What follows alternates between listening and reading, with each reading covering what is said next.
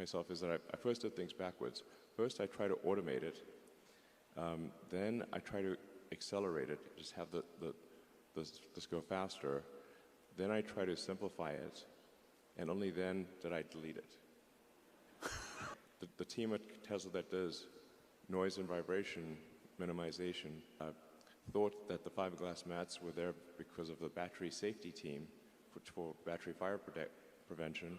And then I asked the battery fire prevention team what were they needed for, and they said, oh, noise and vibration.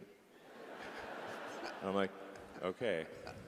So we went to all that trouble for a part that should not exist. And then another example was there was again, this was these were choke points in the entire production system. That's why I'm running around the production line trying to fix the production line, just like a maniac, sort of Tasmanian devil, just running around the factory like a lunatic.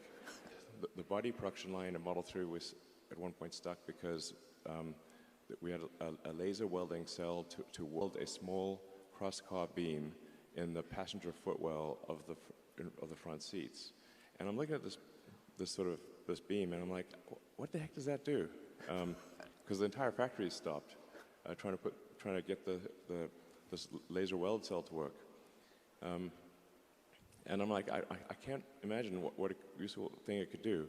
And then the production team said, oh, that's for crash safety. So then I called the crash safety team and said, is this for crash safety? They said, oh, no, that didn't do anything. We should delete it.